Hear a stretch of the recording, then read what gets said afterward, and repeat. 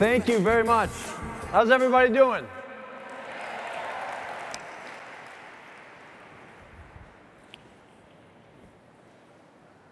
This is my daughter, Lucy. Lucy's 3 years old, and ever since Lucy was about 2, she's had this funny little saying. She says, "Da-hi, da-hi." And whether we're on a train or walking on the street in the city or down a trail in the woods, da-hi translates loosely to "heads up, Dad. There's another human being approaching. Let's remember to say hello." Because through Lucy's eyes, the world is something to be engaged, something to be explored. Everything is new. Lucy views the world, like a lot of healthy young kids, like this, wide open. Oftentimes, as we grow into adults, we start to view the world a lot more cynically and a lot more skeptically. And we choose to focus on obstacles, where a healthy young kid sees only opportunity. And this, as I hope to illustrate in the next 20 minutes or so, is a heck of a lot more fun. It leads to a lot more collaboration and a lot more connection. My brother and I sold our first t-shirt over 25 years ago, and since then we've had a lot of crazy ups and downs. We've made lots of mistakes, and we've learned from people a lot wiser than ourselves. Today, rather than give you any kind of formal lecture, which I'm not really capable of doing, what I'd like to do is tell you a story, and if all goes well, I'll leave you with some simple but powerful wisdom. Now, before I get into that story, I know you guys have had a pretty full morning and maybe a little bit of lunch. I need to make sure you're awake and alert, and the best way I know to do that is to actually throw things at you. So, give me a second. Before I do, I need to point out these are signed by my brother and I. $15 value, a Life is Good Frisbee. When my brother signs it, it drops to $10. But then I sign it, goes back up to 15. So this is real value, folks. If you're interested in receiving a Frisbee, please raise your hand and make some noise.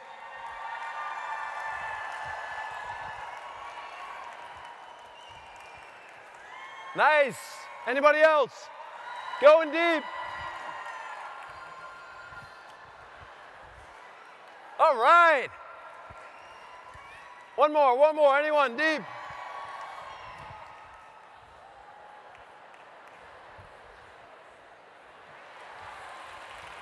That must have been a good catch. So this story starts, I really love this picture. As the youngest of 6 kids, there's only like 3 pictures of our childhood, me and Bert. And I love this picture for a couple reasons. Number one, it's a great disclaimer for me. I'm a bit of a space shot and probably will lose my train of thought once or twice today while I'm speaking. But if you look closely at that photo, I'm the guy in the bottom bunk next to the radiator, and it's clear that I've been snacking on lead paint chips, which makes for a deep sleep, but it can mess with your head a little bit. And the second reason I love it is our parents were way ahead of this whole green movement. You know, never mind 100% organic cotton sheets. How about no sheets at all? No sheets, no laundry. You conserve water. It's brilliant. And who was one of the architects of this brilliant plan? This is Joan Jacobs. This is our mom, the first powerful optimist in our lives. Now, when we were in grade school, our parents were in a near-death car accident. And our mom came out of it okay with just a broken shoulder. Our dad lost the use of his entire right arm. And for an avid outdoorsman and a handy craftsman, it was a lot to deal with. And it changed his temperament, his disposition, and it led to a lot of yelling in our house on a daily basis. And a lot of families have challenges. That was a big one for us. And our mom was both resilient and resourceful. Joan Jacobs could make an art studio out of a kitchen floor. She could make a lunch for 3 boys out of a block of brown sugar, which she did one day. It took us a couple hours. We were out at the playground. My brother Alan said, Did we have sugar for lunch? I think we did. We weren't the kind of family that could fly to Disneyland on vacation, but Joan taught us how to travel in our minds. She would kneel down next to that bunk bed. She wouldn't just read us stories at night. She would act out the stories. She would become the pirate or the lion or the queen, and she unlocked our imagination. And perhaps one of the most important things she did for us is this tradition she started where at the dinner table every night she'd look around at each one of her kids and say, tell me something good that happened today. And as simple as that sounds, it changed the energy in our house. And if my dad was yelling or one of the older kids was in trouble of some sort, she got us focused on sharing something absurd or funny or positive, and it changed the energy. I encourage you guys to use this as we do in your business world and in your lives.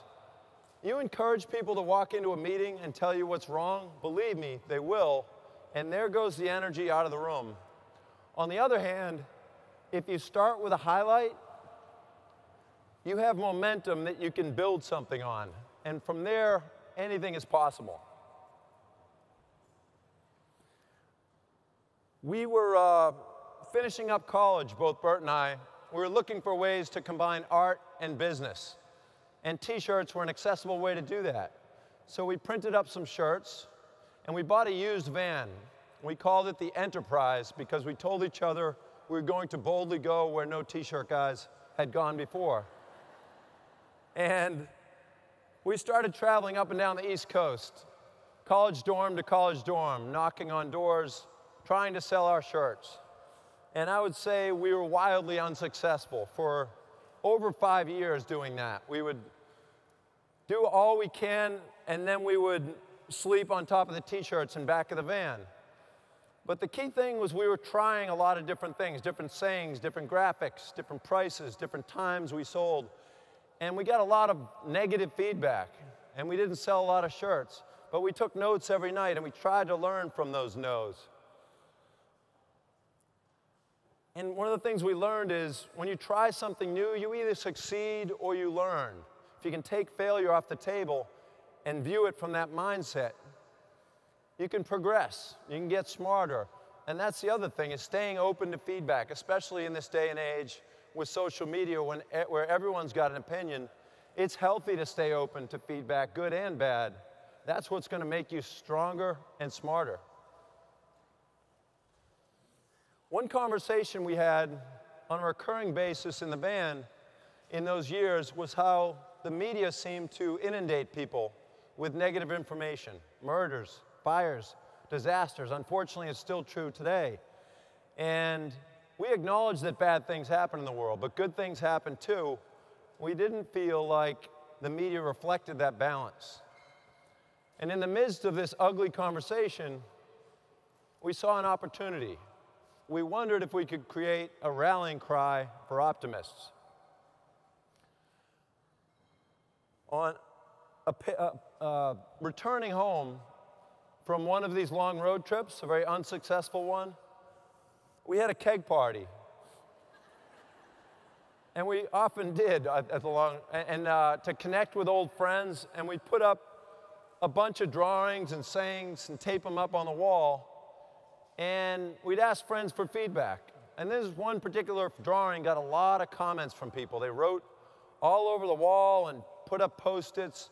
And one comment from a woman that was at the party said, "This guy's got life figured out." And the next morning when we looked at all those comments around this one drawing, we distilled them all into these 3 words: life is good. And these 3 words changed our lives forever. We took our first Life is Good t-shirt to a street fair in Cambridge, Mass. in 1994. And 48 shirts. Keep in mind, we were used to selling about 12 or 15 shirts in a day.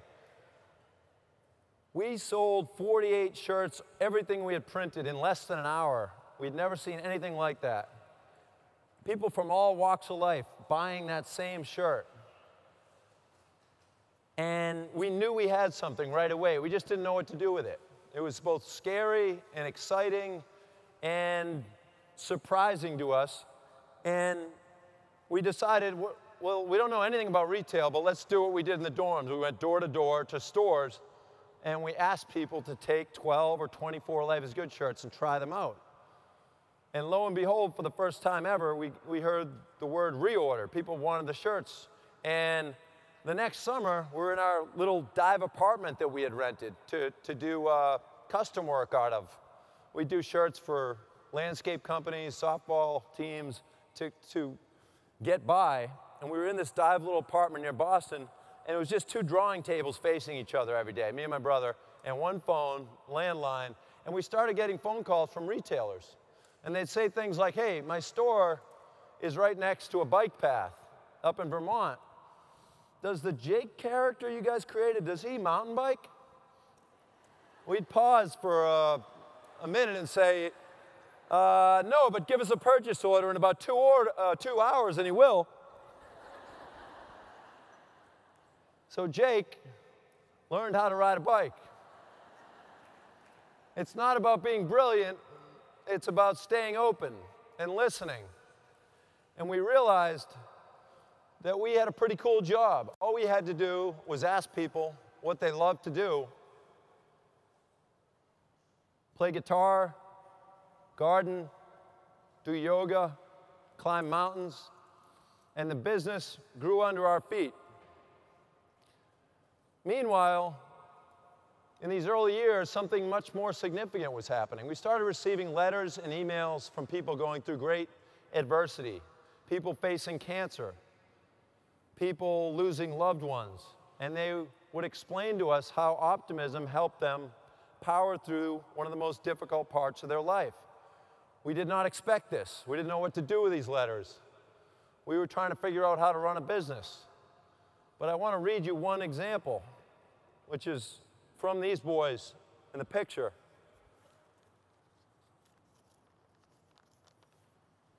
This letter says, Dear Bert and John, my name is Alex. I have a brother, Nick, and we are 10. We both have extra challenges in the world, but at the end of the day, we still have each other. We were both born early and weighed a pound, so we had a lot of growing to do. When I was born, I had my leg amputated. Nick is blind. Me and Nick have all your shirts with the things we like doing best, but if you ask us what we do best and what makes us happy and laugh most, it is just being together. I know now that Nick has more challenges than I do, but he says and does things that make me laugh and forget feeling bad. I don't know how to describe it other than I love him. You're lucky to have a brother too. I hope you do fun things together. Your friends, Alex and Nick. 10 years old.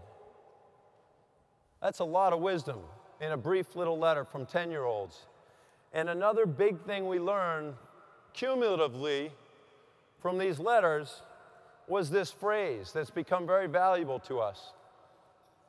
Over and over, people showed that the ones that go through the hardest adversity seem to have an elevated sense of gratitude. And they taught us this phrase. One particular letter said, I no longer say have to about anything. I don't have to go to a meeting. I don't have to work late. I get to go to a meeting because I have a job. I get to go grocery shopping because I live in a land of abundance. I get to do my bills because I have a roof over my head. One little word, I should say, changes your viewpoint. It's become very powerful. We say it all the time at work and try to keep it close to our heart in our lives in general. Now, when you gain this kind of wisdom from courageous people like Alex and Nick, what do you do with it? Well, as responsible businessmen, we did exactly what you'd expect. You probably guessed we had a pumpkin festival. And we set out to break the world record for most lit jack-o'-lanterns in one place at one time. And we had no idea what we were doing. We started setting up scaffolding, and we got on the radio, and we tried to tell people to bring their own pumpkins, and we're going to break a record. And we told people that 100% of the proceeds will go to help kids in need. And sure enough, because of that, people showed up. We got a lot of people that first year. We raised like $52,000. And the next year, we said, we got a little cocky. We said, we're good at hosting events. Let's do 18 pumpkin festivals around the country and raise way more money. We hired this person as our logistics coordinator. We got a little ahead of ourselves. It was a little bit chaotic that year. We reeled it back in. We decided to have one festival on the Boston Common, and on our third try in 2006, we did in fact break the world record for most lit jack-o'-lanterns, over 30,000 lit pumpkins on the Boston Common.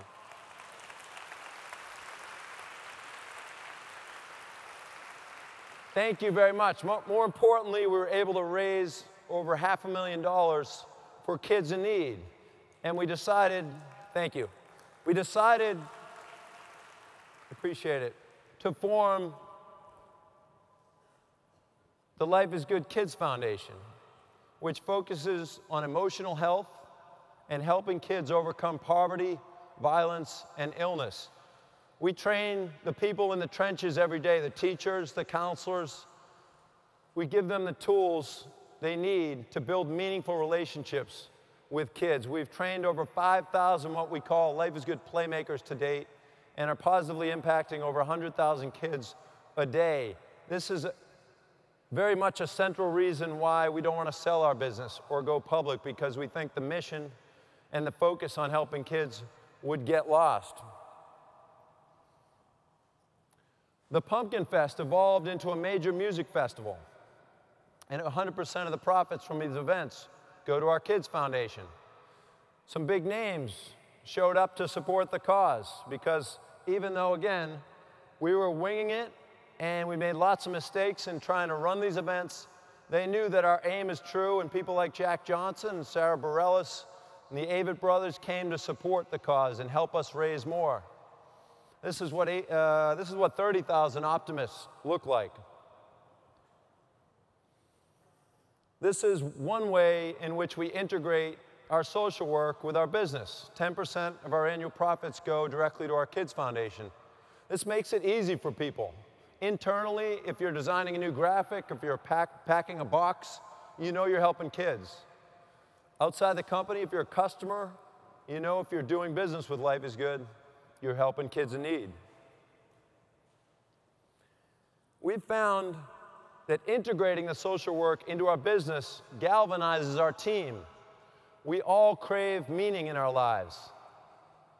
We all crave a chance to serve something much greater than ourselves. And I encourage you guys, whether you're in a very small company or a large one, to create meaningful, tangible, and ideally fun ways to rally around your larger underlying purpose.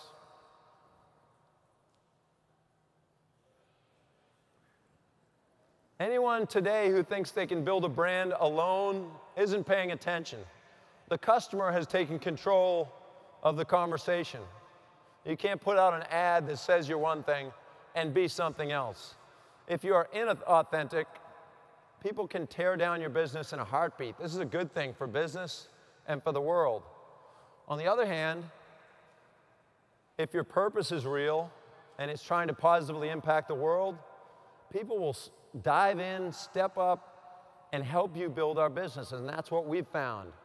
Customers are co-writing the Life is Good story with us, and they've been helping us build the business by word of mouth since day one. We've never done any traditional advertising, but the result is that people have gathered around, created a community that is helping to build our business and to spread our message. Some people may look at Life is Good and think it's all about sunny days, but optimism is actually at its most powerful on the darkest days. This is one of those dark days. This is the Boston Marathon bombing in 2013. And our city, it happened to happen right in our neighborhood. We lost 4 lives. Over 200 people were injured that day. And we had a colleague and friend who was hit by the second bomb with shrapnel, head to toe. We didn't know if he was going to live that night. The first thing he said when we were allowed to visit him in the morning, was I'm grateful. I'm grateful. I've seen people a lot worse than myself. And if you tuned into the news, the story was a hate story. But if you lived in Boston and you looked around, you saw something very different. From this one act of hate or confusion or whatever you call it, there rose up many acts of love, from the EMTs diving in to help the victims right on the spot, to runners running an extra mile to donate blood because they heard what happened, to people opening up their homes or sharing their phones with strangers, to doctors working 45-hour shifts of surgery. A lot of heroics and a lot of love rose up, not just from the Boston community, but from the US, and then the whole globe was sending its support and love to help people. And the prevalent message on t-shirts around Boston was Boston Strong, which is a good message, and it's about resilience. But we felt like there was something else to say here. And so we created a shirt that said Boston on the front with a little heart in one of the O's, and nothing is stronger than love on the back. We posted it on our website. We told people that 100% of the profits will go to the Boston One Fund for the victims and their families. And sure enough, it sold more than any shirt we had ever made, and raised over $500,000 from one shirt. And I'm proud, yes.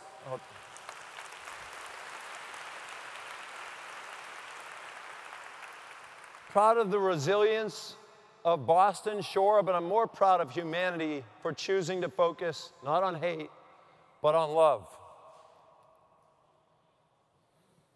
They're asking me, understanding and respecting the time that I'm going to condense these last few slides. Our customers have shared their stories with us. Their values have become our values. We call them the Life is Good superpowers. And these are superpowers accessible to all of us, unlike X-ray vision and bullet speed. They're the words in front of you. That's what the book that was mentioned is about. This fall, we got a chance to go back to our roots and hit the road. And among the other stuff we did, we raised over $1 million teaming up with other great nonprofits like Alex's Lemonade. I know you guys are here today. Maybe the most powerful thing we did was we got to visit the people that have written the most inspiring letters to us. And that was incredible. I don't know if you'll recognize these guys. That's Alex and Nick. They're now 17. And I want to tell you more about them, but for another day. They are wise old souls. They are really funny. But I'm going to jump to the final slide, respecting the time, and just tell you that all of us, well, optimism, again, is at its most powerful when surrounded by darkness. We lost our mom, Joan, in 2014 to cancer. Our dad passed away this year. That is very heavy and sad sometimes when I think about it. But we focus most of the time on the immeasurable gift of life and love that our parents gave to us. All of us every morning have a chance to decide what we choose to focus on. Did Alex and Nick choose? Do they choose today to focus on the fact that they're disabled and blind, or that they're lucky to be alive? Do we have to figure out ways to grow our careers, our business, juggle our responsibilities, or do we get to do those things because we have work, because we have people that depend on us and love us? Do we have to be at this conference, or do we get to be at one of the most inspiring, incredible events of the whole year? We get to be here. Life is not easy. Life is not perfect. But if we choose to focus and take a page from Lucy and Joan and Alex and Nick and choose to focus not on the obstacles, but instead on a wide world of opportunity, then life is good. Thank you very much.